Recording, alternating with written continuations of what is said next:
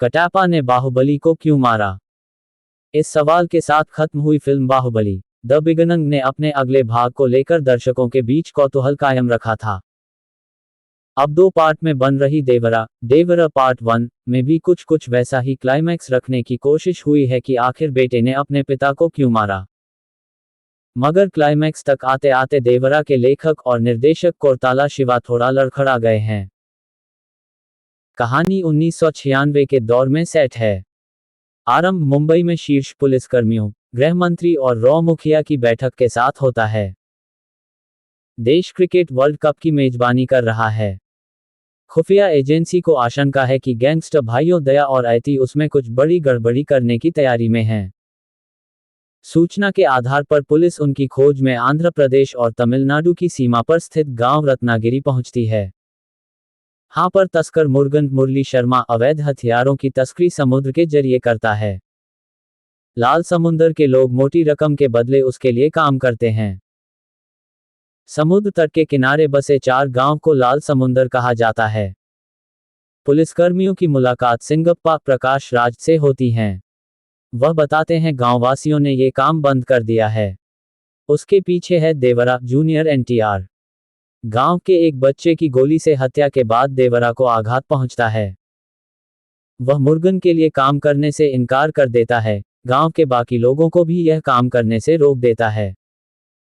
ये बात दूसरे गांव के मुखिया भैरा सैफ अली खान को रास नहीं आती।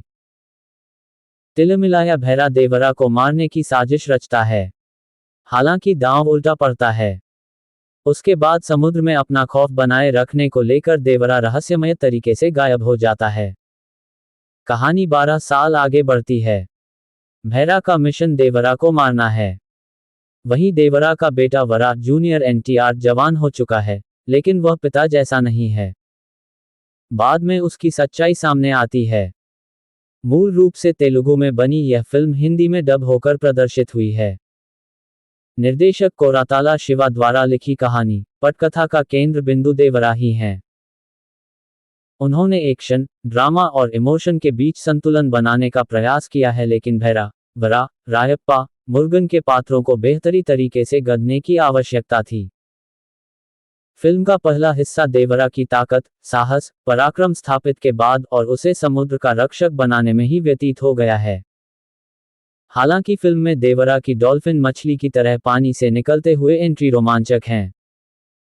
चूंकि फिल्म गांव की पृष्ठभूमि है जहां पर शस्त्रों को गांववासी अपना भगवान मानते हैं, तो जूनियर एनटीआर को खास तौर पर डिजाइन किए गए हथियारों से एक्शन डांस करने का भरपूर मौका मिला है।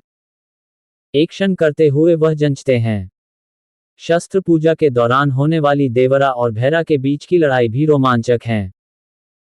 हालांकि उस दौरान औरतों और बच्चों को वहां से क्यों हटा दिया जाता है, समझ से परे है, क्योंकि यह लड़ाई ऐसी नहीं जिसे महिलाएं देखने में सक्षम नहीं। इंटरवल के बाद कहानी लेखन स्तर पर लड़खड़ाती है। कुछ दृश्य जबरन खींचे हुए लगते हैं। वरा और थंगम जाह्नवी कपूर के बीच गाना अनावश्यक लगता है। देवरा की तुलना में वरा का पात्र उतना उबर नहीं पाता, न ही उतना प्रभावशाली बन पाया है। फिल्म में 4 गांव के 4 मुखिया है, लेकिन सिर्फ देवरो और भैरा पर ही ज्यादा फोकस किया गया है। ये पहलू भी खटकता है। कहानी साउथ जाती है, लेकिन हिंदी के संवादों में स्थानीयता का अभाव खटकता है।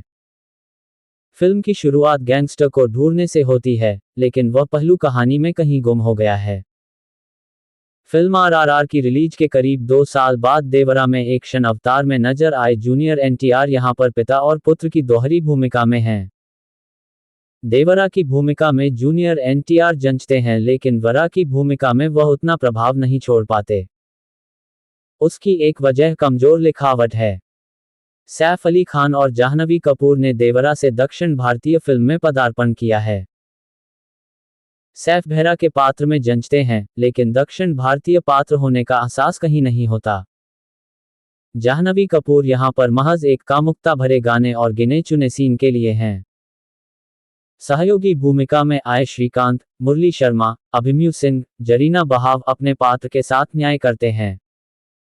इनके किरदारों को थोड़ा और विकसित करने की आवश्यकता थी। फिल्म के कुछ विजुअल बेहद शानदार है। उसका श्रेय सिनेमेटोग्राफर रत्नावेलु को जाता है। फिल्म की गीत संगीत थिरकाने के लिए है। देवरा के रहस्यमय तरीके से गायब होने के बाद कई सवालों के जवाब अनुत्तरित है। उसके लिए पार्ट 2 का इंतजार करना होगा जो शायद अगले साल रिलीज होगा।